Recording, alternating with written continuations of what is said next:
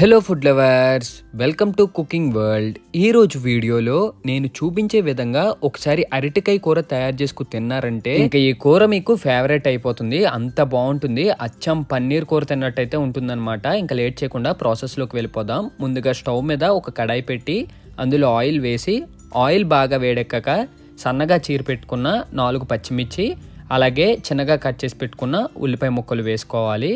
తర్వాత ఇందులోకి 1 table spoon పసుపు, 1 టేబుల్ స్పూన్ సాల్ట్ వేసి స్టవ్ని లో టు మీడియం ఫ్లేమ్లో పెట్టి గరిటెతో 2 నుండి 3 నిమిషాలు కాసేపు వీటిని వేపుకున్నాక ఇప్పుడు దీనిపైన మూతతో క్లోజ్ చేసి కాసేపు ఈ ఉల్లిపాయలను అయితే బాగా మగ్గనివ్వాలి. 5 నిమిషాల తర్వాత దీనిపై మూత ఓపెన్ చేస్తే ఇలా ఆయిల్ అవి బబుల్స్ కింద వచ్చి మనకి ఉల్లిపాయలు అవి బాగా మగ్గుతాయి అన్నమాట. ఇప్పుడు ఇందులోకి 1 టేబుల్ స్పూన్ అల్లం వెల్లుల్లి పేస్ట్ వేసి ఇది పచ్చివాసన పోయేంత వరకు ఒకసారి వేపుకొని మళ్ళా మూతతో క్లోజ్ చేసి కాసేపు అయిన తర్వాత ఒకసారి ఓపెన్ చేసి ఇప్పుడు ఇందులోకి ముందుగా మనం కట్ చేసి పెట్టుకున్న అరటికాయ ముక్కలు ఉంటాయి కదా, ఆ అరటికాయ ముక్కల్ని బాగా వాష్ చేసి ఇందులోకి అయితే వేసేసుకోవాలి.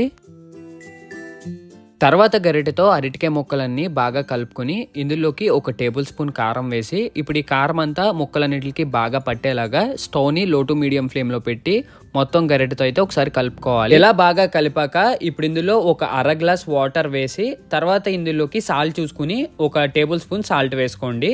ఇప్పుడు ఈ సాల్ట్ అంతా ఈ వాటర్లోకి అలాగే అరటికాయ ముక్కల్లోకి కలిసేలాగా ఒకసారి కలుపుకుని తర్వాత దీనిపైన మూతతో క్లోజ్ చేసి కాసేపు ఈ కూరనైతే ఉడకనివ్వండి.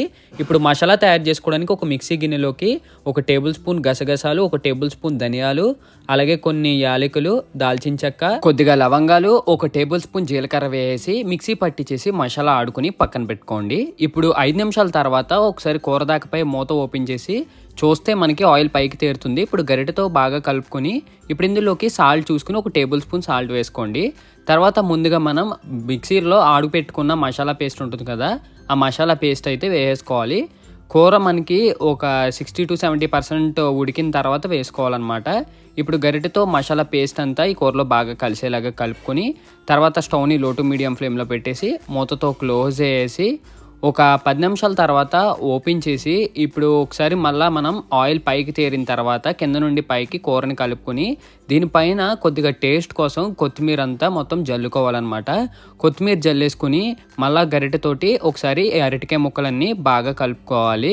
ఇలా కలుపుకున్నాక ఇప్పుడు దీనిపైన మూతతో క్లోజ్ చేసి ఒక 10 నిమిషాల తర్వాత ఓపెన్ చేస్తే అదిరిపోయే అరటికాయ కూర అయితే రెడీ అయిపోతుంది. ముక్క కూడా చాలా మెత్తగా ఉంటుంది, పన్నీర్ కూరలా ఉంటుంది అనమాట. అంత బాగుంటుంది. So that's it for today guys. Video మీకు నచ్చినట్టయితే లైక్ చేసి షేర్ చేసి సబ్స్క్రైబ్ చేయండి. ఇంకా నెక్స్ట్ వీడియోలో మళ్ళీ కలుద్దాం. బాయ్.